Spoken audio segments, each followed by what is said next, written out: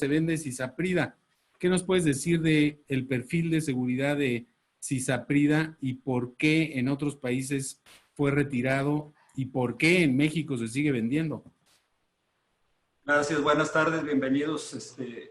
Realmente Cisaprida fue el primer procinético a nivel mundial que empezó a demostrar los trastornos serios del ritmo, incluso con arritmias mortales. Y a partir de ellos, la FDA no solamente lo retiró, sino empezó a ser más estricto con todos los estudios que se hacían de Cisaprida. Hay que recordar que los estudios iniciales en Estados Unidos eran de 60 miligramos, pero aún con 30 miligramos se han reportado estos efectos colaterales y es la dosis que se utiliza en México. Yo creo que sí hay procinéticos con alta efectividad para diferentes patologías, no vale la pena arriesgarse utilizando Cisaprida. Francisco, nos preguntan sobre tratamiento del reflujo nocturno con procinéticos. ¿Hay alguna evidencia de que el uso de procinéticos por la noche, aunado, supongo, a los IVPs, pueda ser mejor que no utilizar procinéticos? La realidad es que la ganancia terapéutica, para empezar, es muy pobre, es menos del 5%, el costo se eleva muchísimo y realmente no hay significancia estadística en todos los estudios comparativos que hay al respecto. Tal vez el único caso en donde pudieran utilizarse de manera conjunta el IVP y el procinético para las regurgitaciones nocturnas serían aquellos pacientes que tienen el vaciamiento gástrico retardado. Muy bien, muchas gracias. Sofía, ¿qué procinéticos nos recomiendas utilizar en pacientes con gastroparesia en México? ¿O cuáles utilizas tú en base a la revisión que nos has presentado? Si habilitan el micrófono de Sofía, por favor. Y de Nuria también.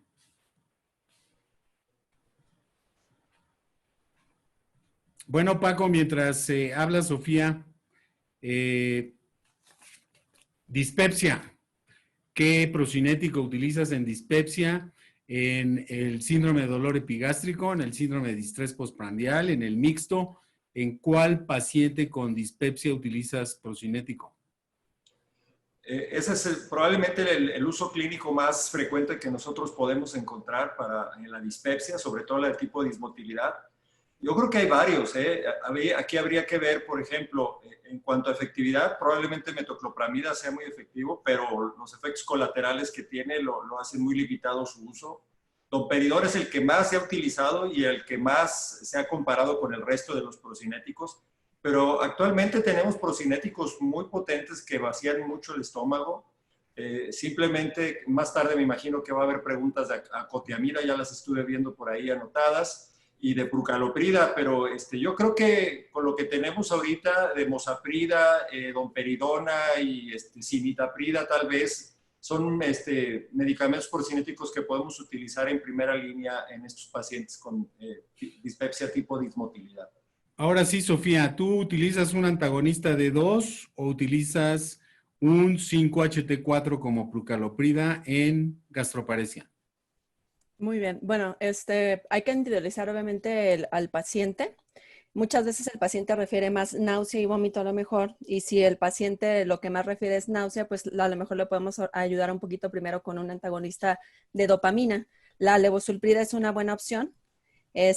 No tiene interacciones medicamentosas. Hay que comentarle al paciente, obviamente, que no hay que subir la dosis más de 25 miligramos 3 veces al día porque puede haber efectos extrapiramidales, son bajos, menos del 1%, y que puede haber hiperprolactinemia y funciona a largo plazo. Se ha comparado contra otros medicamentos a 6 meses se puede utilizar porque recordar que son trastornos crónicos. Y bueno, se ha comparado contra cinitaprida y contra cisaprida y la levosulprida ha sido mejor. La prucaloprida también es una buena opción, pero pues tenemos pocos estudios, tenemos solamente un estudio, pero también es buena opción porque se estudia en gastroparesia, sobre todo en gastroparesia idiopática. Sofía, en mi experiencia personal, cuando trabajas en un hospital donde hay procedimientos quirúrgicos, no es raro la aparición de la pseudoobstrucción intestinal aguda, la pseudoobstrucción colónica aguda o síndrome de Ogilvy. Son pacientes que después de una cesárea, una cirugía de cadera o pacientes en terapia intensiva, ¡pum!, se les distiende el colon de manera significativa, no hay obstrucción mecánica. ¿Utilizas de primera intención algún procinético para esta alteración? Pues primero, como dijo usted, hay que descartar que no exista una obstrucción mecánica, es muy importante. Disminuir factores de riesgo como desequilibrios electrolíticos, infecciones, pero lo que utilizamos de procinéticos, si el paciente, por ejemplo, no responde a medidas generales o tiene un ciego mayor de 12 centímetros, lo que utilizamos es neostigmina. Es un inhibidor de acetilcolinesterasa. Y bueno, es muy importante que solamente lo usemos en el hospital porque hay que monitorizar al paciente. Tiene efectos adversos importantes. Entonces, la monitorización se lleva durante 60 minutos, una hora. Los primeros 30 minutos hay que estarlo monitorizando continuamente de manera en electrocardiograma. Y también tiene algunas contraindicaciones. Hay que tener cuidado con los pacientes que tienen una frecuencia cardíaca baja, o sea, bradicardia, una TA sistólica menor de 90, broncoespasmo también, porque el medicamento puede ocasionar broncoespasmo.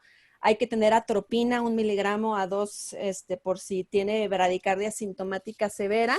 Y está contraindicado en pacientes que tienen obstrucción, como ya dijimos, que están perforados o una creatinina mayor de 3.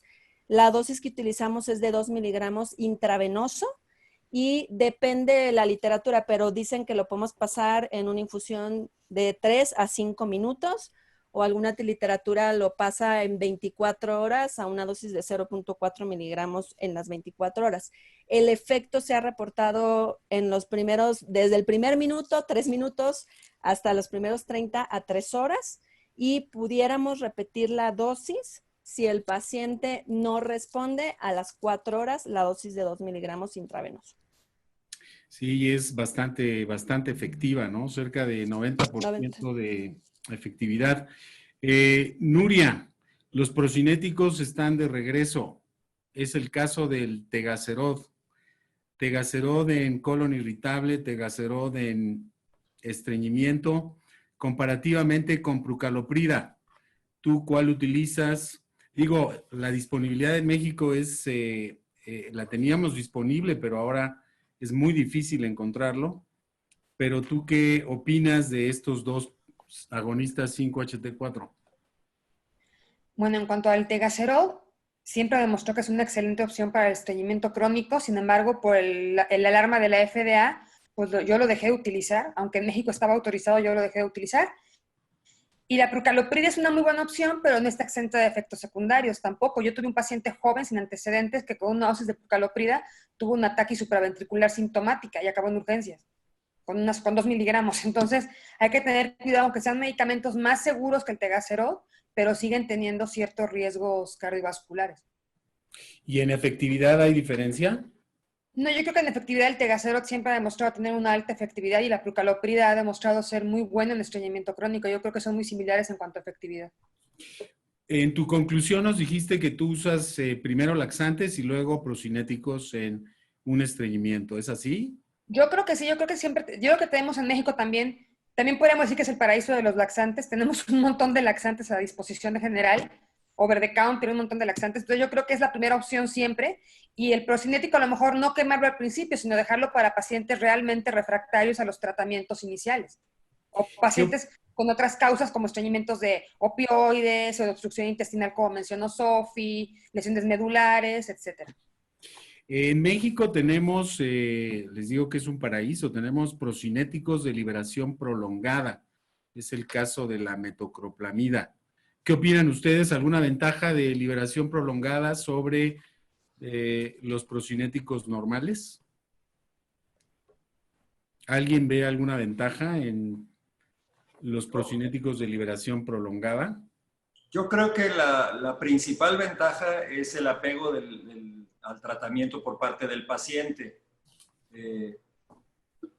Porque realmente la molécula está diseñada para ir liberando, como su nombre lo indica, poco a poco el medicamento. Pero realmente yo creo que fuera de eso, el apego es el target de este tipo de presentaciones.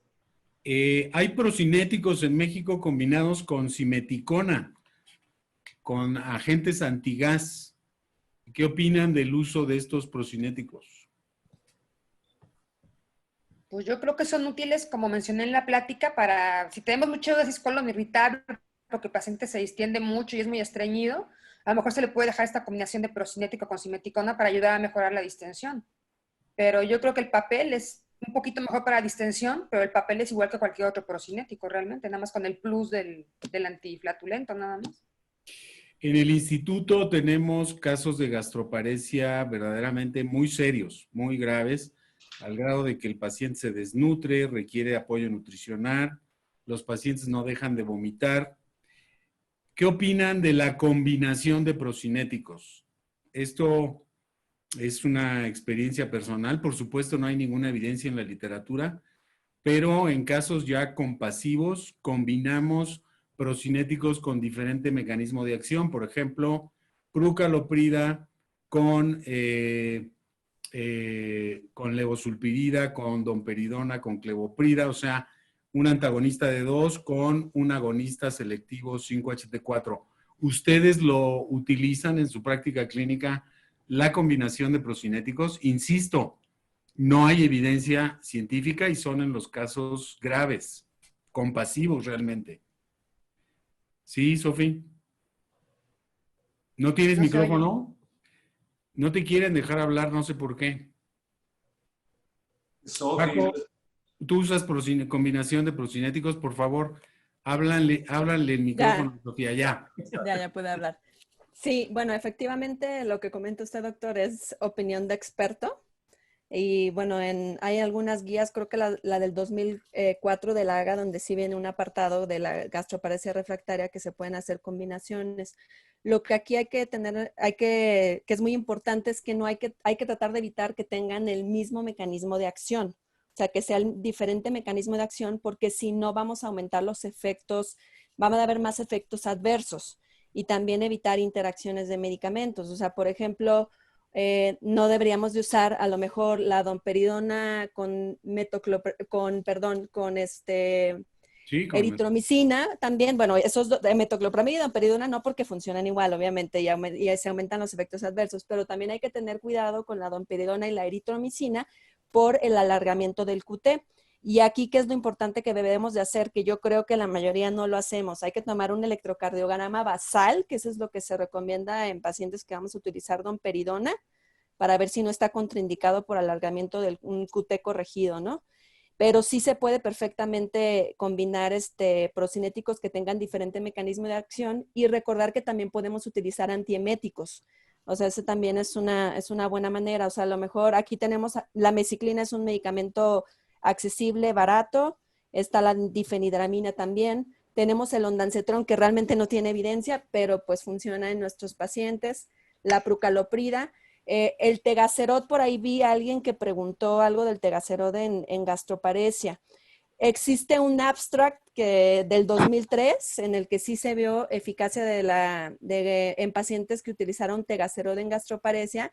En 163 pacientes aumentó el vaciamiento gástrico y los síntomas de dispepsia, pero a dosis más altas que las que utilizamos para estreñimiento, de dosis de 6 miligramos 3 veces al día o de 12 miligramos 2 veces al día.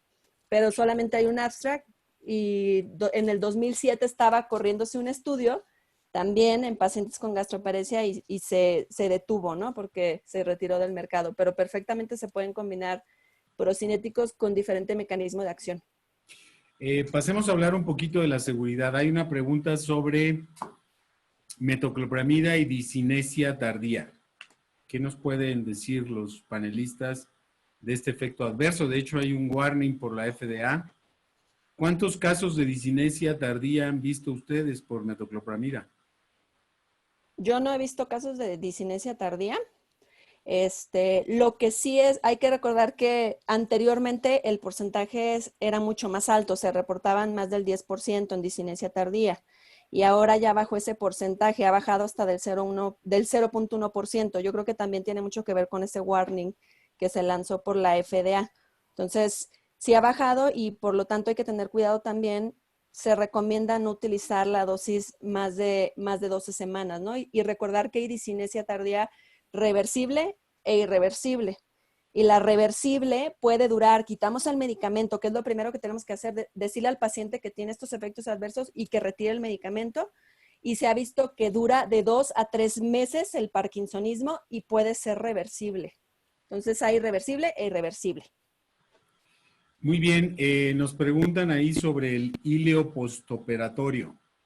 ¿Alguna experiencia de procinéticos en el hileo postoperatorio? ¿Qué hacen ustedes? No tenemos el Albimopan, que es un antagonista opioide que es de gran utilidad en el hileo postoperatorio, no hay en México. ¿Qué hacen ustedes cuando un paciente no puede comer porque sigue distendido, no se le mueve el intestino, no evacúa después de una cirugía abdominal? Realmente, parte del problema viene de que la gran mayoría de los procinéticos son por vía oral.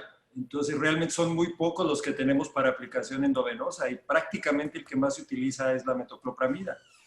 Pero realmente a mí me ha tocado ver en estos casos de hileo que, como ya lo comentaba Sofi, funciona mejor la neostigmina que a veces cualquier otro procinético, porque realmente no hay una buena acción en estos casos de hileo y el cirujano se desespera mucho cuando el paciente tiene el hileo prolongado.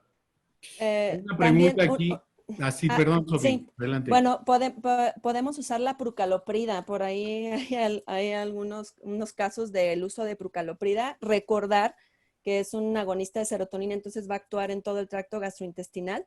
Y también si es un hileo asociado a uso de opioides, tenemos en México la metilnaltrexona, que es de uso hospitalario. Podemos utilizar una dosis subcutánea, es muy seguro y los pacientes responden muy rápido, aunque es un poco cara y no en todos los hospitales lo tenemos. No hablamos del estreñimiento inducido por opiáceos porque en México no es un padecimiento o una patología frecuente, pero ¿qué recomendarían en un paciente con cáncer que para tratamiento para el dolor crónico está usando opiáceos y desarrolla estreñimiento grave?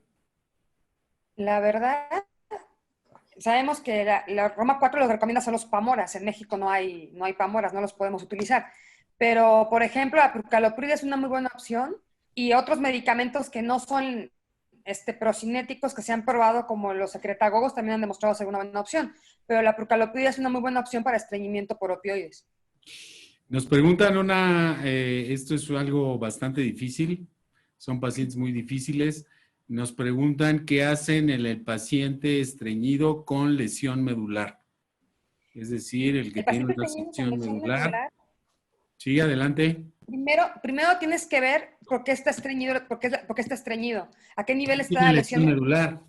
Pero a qué nivel está la lesión medular, porque si es una lesión medular baja, va a ser un problema del mecanismo de la defecación. Si es una lesión medular alta, va a ser un trastorno de la motilidad. Entonces tienes que ver a qué nivel está la lesión. Tienes que hacer una manometría no rectal para ver cómo está el mecanismo de la defecación y ver cuál es el motivo del estreñimiento. Si fuera por un trastorno de la motilidad, entonces sí se puede dar algunos de los procinéticos están indicados. Hay estudios con prucaloprida, hay estudios con secretagogos, hay estudios con metoclopramida, que es lo que tienen los norteamericanos, pero realmente no hay una recomendación específica de algún procinético para estos casos, pero sí los procinéticos son muy útiles en estos pacientes. Y yo creo que son casos muy difíciles en donde hay que combinarlos con laxantes, con secretagogos, con supositorios y hasta con neuroestimulación sacra. O sea, hay casos refractarios que requieren todo este abanico de tratamientos, ¿no?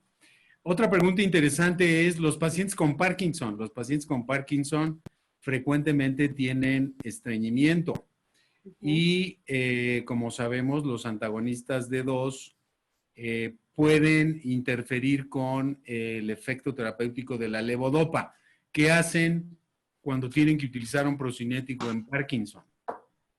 Yo creo que sería una muy buena opción. También los pacientes, se nos olvida que los pacientes con Parkinson... ¿Cuál opción, perdón? Prucaloprida, porque también los pacientes con Parkinson se nos olvida que un 40% van a tener gastroparesia. Entonces aquí yo creo que está ideal el paciente que tiene gastroparesia y tiene estreñimiento y atacamos el problema. Nos hacen una pregunta. tenemos procinéticos que tienen una acción específica contra un receptor, por ejemplo, 5-HT4, o con el D2 o con la motilina, etcétera. Pero hay otros procinéticos que actúan inclusive hasta en 4 receptores, D2, 5-HT3, 5-HT4. ¿Cuáles son mejores? ¿Son más peligrosos? ¿Son más útiles? ¿Qué opinan? ¿Ustedes prefieren usar uno selectivo o prefieren usar uno que actúe en diferentes receptores? La verdad, yo prefiero usar selectivos, pero en aquellos pacientes que tienen más de un síntoma, por ejemplo, que tienen náusea y que además tienen retardo de vaciamiento gástrico, estos medicamentos son muy útiles porque ayudan a tratar varios síntomas con un solo medicamento. Entonces, yo creo que sí tienen su papel, pero hay que elegir muy bien al paciente. Efectivamente.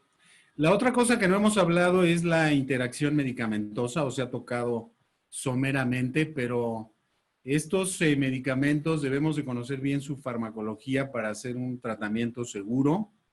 Entonces, ¿qué nos pueden hablar de la interacción fármaco-fármaco? Es decir, tienen un procinético y quieren usar, o el paciente está tomando antidepresivos, por ejemplo, tricíclicos, o está utilizando otros medicamentos, por ejemplo, antiarrítmicos. ¿Qué precauciones hay que tomar en estos pacientes para prescribir apropiadamente los procinéticos? Bueno, por ejemplo, en metoclopramida hay que tener cuidado con la risperidona, el haloperidol, porque pues, pueden aumentar los síntomas extrapiramidales.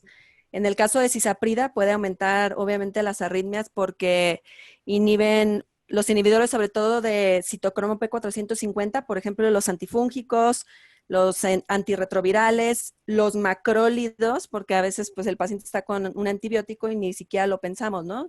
Sobre todo la eritromicina. La citromicina tiene un poquito menos de interacción. Ahora que estamos con lo del coronavirus, pues aprendimos que yo creo que uno de los medicamentos, la citromicina, la hidroxicloroquina, pueden también aumentar también las arritmias cardíacas. Hasta el jugo de uva, por ejemplo, en el caso de la cisaprida, también es un inhibidor moderado.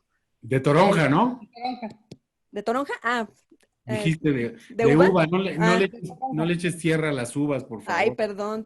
Bueno, no dije vino. A ver, por supuesto que tenemos en la audiencia endoscopistas y nos dicen, a ver, un vaciamiento gástrico agudo, ¿qué procinético utilizan para vaciar el estómago? Ya hay algunas evidencias. Paco, ¿quieres tomar esta pregunta? Bueno, el que más prueba científica tiene obviamente es la eritromicina por vía endovenosa, pero pues aquí no la tenemos. Sin embargo, se están probando algunos otros. Ahorita creo que ninguno fuera de la eritromicina ha sido realmente aprobado para este tipo de casos. Muy bien. Diabético con cetoacidosis. Llega vomitando, trae 600 de glucosa. Por supuesto que vomita todo, no tolera la vía oral. ¿Qué procinética utilizan? Bueno, lo primero que hay que hacer es controlar la glicemia. Mientras no le controles la glicemia, va a seguir con el vaciamiento gástrico alterado, porque el aumento de la glicemia hace que se retarde el vaciamiento gástrico por sí sola, sin necesidad de que tenga gastroparesia. Si le controlas la glicemia y no deja de vomitar, pues le puedes dejar algún antiemético, le puedes dejar algún procinético. El que tenemos IV es metoclopramida. Considerando que no tolera la vía oral, tendrás que dejar la metoclopramida, que es el único que tenemos intravenoso disponible. En Estados Unidos. En Estados Unidos se usa el lactovionato de eritromicina. Antes había en México, lo usamos mucho en nutrición, pero ya no hay. Lo que podemos hacer también si vamos a utilizar la metoclopramida es en Estados Unidos usan la dosis más baja, empiezan con 5 miligramos, entonces pudiéramos utilizar 5 miligramos o 10 y pasarla en infusión porque también se sabe que los efectos adversos en el agudo son dosis de infusión, entonces hacer nuestra dilución del medicamento de metoclopramida en una solución de 50 o de 100 para pasarla, dice mínimo 15 minutos a 30 minutos para evitar esos efectos adversos agudos. Los que trabajamos en centros de tercer nivel, frecuentemente nos enfrentamos con pacientes con pseudo obstrucción intestinal crónica. Probablemente los que nos dedicamos a la motilidad, este es vamos a decir que el trastorno más grave que podamos ver en la motilidad gastrointestinal. Seguramente Sofía tiene experiencia en esto. ¿Qué haces con los pacientes que tienen pseudoobstrucción intestinal? Son pacientes que, como su nombre indica, tienen un cuadro sugestivo de oclusión intestinal, pero no tienen obstrucción mecánica. Todo es motor, todo es un problema motor. ¿Qué haces, Sofía? Claro, en relación a, bueno, obviamente primero hay que buscar la causa, ¿no? Porque si tenemos la causa, pues podemos ir dirigido al tratamiento, pero en el caso de que no tuviéramos una etiología, yo lo que utilizo más si el paciente está estable y demás es la prucaloprida, o sea, por seguridad y porque se ha visto a largo plazo el efecto. La cisaprida también se ha utilizado, pero el problema pues son los efectos adversos, ¿no? Las arritmias cardíacas sobre todo. Y en agudo, pues no hay evidencia, pero si llegan al hospital vomitando y demás, pues sí tenemos que utilizar medicamentos para controlar la náusea, el vómito, no sé, ya sea ondansetron, ya sea metoclopramida, aquí no tenemos eritromicina intravenosa, que es el lactobionato, y bueno, y controlar desequilibrios hidroelectrolíticos. Pero lo que sí es muy importante que tomemos en cuenta aquí es que como esa afección de intestino delgado y colon principalmente, medicamentos como metoclopramida pues no nos van a servir porque son, o sea, solamente su efecto es a nivel proximal y a veces cometemos ese error, ¿no? O si no utilizamos otros medicamentos pues tipo domperidona, eso sería nada más como para los síntomas. Entonces la prucaloprida es el de elección. Sí, bueno, por el número importante de preguntas nos extendimos un poquito más del tiempo. Yo creo que sí ha sido útil y vamos a terminar porque en la webinaritis que estamos teniendo hoy en día, pues no es conveniente alargarnos demasiado. Por eso trataremos de responder las preguntas que están hechas y no se pudieron contestar en este webinar a través de el correo de la Asociación Mexicana de Neurogastro. Rápidamente, en 30 segundos, Paco, tu mensaje final sobre el paraíso de los procinéticos. Creo que debemos de conocer con mucha claridad las indicaciones, el efecto que tienen los medicamentos y las indicaciones específicas, porque no todos son iguales y cada uno puede tener una indicación específica en un momento dado en algún paciente. Sofi. Conocer el mecanismo de acción, las interacciones y si son efectivos, no es lo mismo para dispepsia que para gastroparesia. O sea, sí hay que diferenciar la patología, así como, por ejemplo, ya lo que hablamos de Ogibli y lo de SIPO. Entonces, sí, echarle un poquito de cabecita al libro porque se olvidan. Son cosas que hay que estarle recordando a uno, ¿no? Siempre que vea pacientes. Nuria. Igual que el tratamiento debe ser dirigido para cada paciente y que en estreñimiento, por ejemplo, pues no deben de ser la primera opción. Tienes que probar otras cosas más sencillas y dejarlo para pacientes que realmente les pueda ser útil, no quemar el medicamento desde un principio. Bueno, mi mensaje es que como ustedes vieron en la revisión de la evidencia, la gran mayoría de los estudios con procinéticos datan de antes de los 90s. Son estudios ya antiguos, a excepción de los nuevos procinéticos, acotiamida, prucaloprida, noranaprida, etcétera. De tal manera que, pues, aquí en este grupo de 320 médicos, sí hay que tratar o procurar de hacer nuevos estudios de investigación con nuevos criterios de inclusión de pacientes y de desenlaces para conocer realmente la eficacia y la seguridad de estos medicamentos. Yo creo que ese sería mi mensaje. Tenemos estudios ya muy, muy añejos que hay que renovarlos. Entonces, como ustedes han visto, los procinéticos están de regreso, siguen siendo un arma terapéutica importante, sobre todo en estos padecimientos digestivos que hemos abordado el día de hoy. No me resta más que agradecerles a nuestros ponentes su asertividad en la presentación, a todos ustedes por permanecer una hora presentes en este diálogo en red y agradecer nuevamente el apoyo de los laboratorios Grunenthal para la realización de este evento. Y quisiera invitarlos el 15 de julio tenemos un nuevo diálogo en red, el tercero, que va a ser sobre la discusión de los nuevos mecanismos fisiopatológicos del síndrome de intestino irritable y cuáles son las implicaciones terapéuticas. Hablaremos de permeabilidad intestinal, hablaremos de inflamación de bajo grado, hablaremos de disbiosis, de tal manera que reserven su fecha 15 de julio. Agradecer a la empresa Miramar, es el primero que hacemos con ellos y estoy seguro que la próxima ya no vamos a tener los problemas del inicio.